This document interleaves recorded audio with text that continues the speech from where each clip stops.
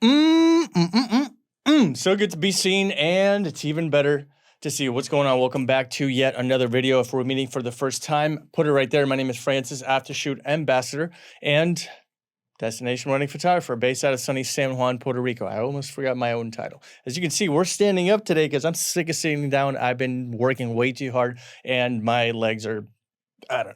In today's video, we're going to be discussing why in 2024 I started adding the famous engagement sessions, or as they are known out in the field, love stories, throughout my wedding packages. And I'm talking about every single one of them. From now on, it's a non-negotiable. And in this video episode, whatever you want to call this, I am going to explain why I think you should also include them in your wedding packages. So without further ado, let's get started. First and foremost, it's a great way to not only get to know your clients, but also break the ice with them in terms of making them feel comfortable in front of the camera. As a wedding photographer, you have absolutely no idea how many times somebody has come to me and says, "Oh, I don't feel very photogenic," or "I am not photogenic." And I always tell them, you know what? It's not your fault. That's a photographer's fault.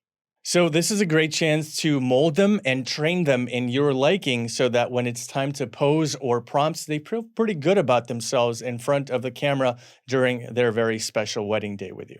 Number two, based on experience, a love story grants you a lot more time one-on-one with your couple than on the wedding day. Most times, a wedding planner will adhere to a very strict schedule, leaving you with no more than 30 minutes if you're lucky during the wedding day's bride and groom session, which admittedly is not a lot of time.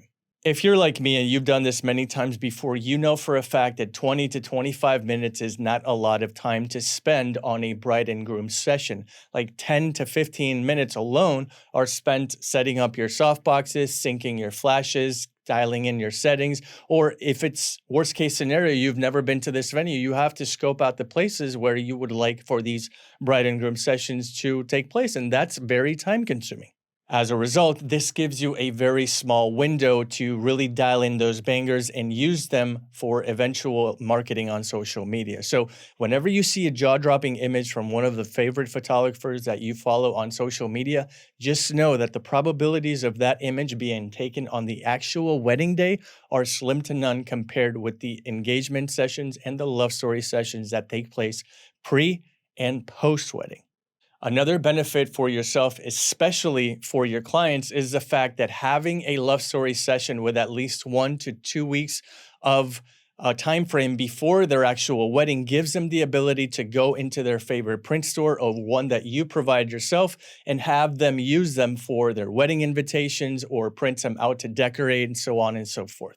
You have no idea how many times this is actually requested beforehand because my couples love to use their love story and engagement sessions to actually print in their wedding invitations to send out to their entourage. Furthermore, you can just simply add them to the final gallery or they can print these for home decoration, home office decoration, actual office decoration. It's basically a great idea overall. And finally, on a photography front, a love story session will always aid the bottom line. At the end of the day, this is a business and we want to make money. I, for example, now charge at least $500 for a 1-hour love story session before the wedding. By having an engagement session in all of your packages, you're not only raising your prices, something that you should do either way every single year, but you're also making yourself look way more attractive in your client's eyes by providing more value to the bottom line. So there you have it. That's a quick short video I wanted to put together so that I can myself be a person of value to you. If you got a little something out of this video, hey, stick that thumb you know where. And if you want to check out more videos like this one, stick around by subscribing. I would love to have you. My name is Francis. And if you have any recommendations of future videos that you want to see, you know this is a YouTube channel that you control. Leave them down in the comments and I will get to them as soon as physically possible. In the meantime, check yourself before you wreck yourself. I really don't know why I said that.